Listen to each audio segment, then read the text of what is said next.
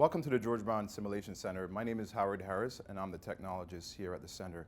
I'm going to introduce you to our control room. This is the room that we use to overview what the students are doing inside the simulation room. I'm also able to control the mannequin, or high-fidelity mannequin. We use a laptop with a software that controls the vitals on our mannequin, such as blood pressure, heart rate, pulse, and a few other parameters. I also do the voices of our patients. So I speak into this microphone, and my voice is sent to the mannequin in the room. So whether it's a male patient or a female patient, I do the voices for that mannequin. So I'm going to take you into the simulation room to show you the mannequin, the room, and the contents, and all the equipment that are used for our scenarios.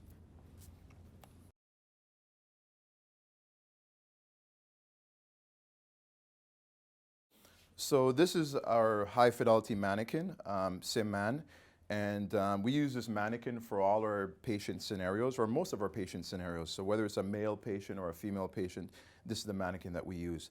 To make it look the part, we dress up the mannequin. Like, for example, a female patient will put a wig on our mannequin and put the proper appendage to make it look the part.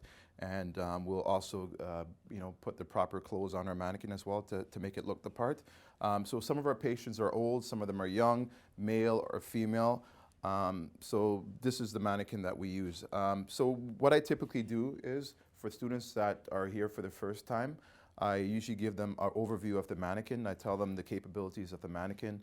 I show them where they can measure like pulses, where they can listen to chest sounds, and a few other parameters that the mannequin is able to do. If there's things that they have to improvise, I tell them about those functionalities that they have to improvise. I also give them an overview of some of the equipment that's in the room, so that they have, that they know that they have access to it. Like, for example, our O2 over here, and our suction over here, and our IV pump over here.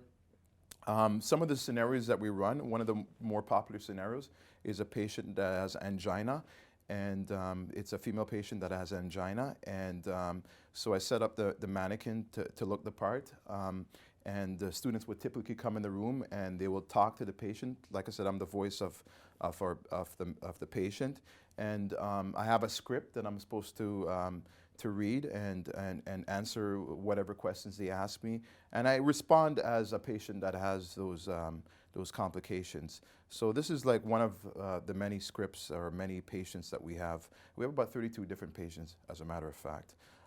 So anyways, there's a few other things that I show our students. This is a supply cart, and I show them that that they can find other supplies, like oxygen-related supplies, things that are important to their scenario. And there's gauze and some other sterile water and so on, and gloves that are there on this cart. I tell them that they can find those things there. This is another area. This is actually the first area that our students come to when they have a scenario or they're assigned a case. So what I would typically do is put their patient chart on this medication cart. They have a few minutes to look over the chart. I let them know that the medications for their patients are in these drawers, and they're free to grab and take whatever they think they need to take care of their patient. There's supplies on this wall here that they can use for their scenarios. Gloves, there's gowns, there's masks, and a whole bunch of other supplies as well too. So part of what I do here is I make sure that all the equipment is working, all the mannequins are working properly, and I make sure that all the supplies are stocked accordingly, so that the students have whatever they need for their scenarios.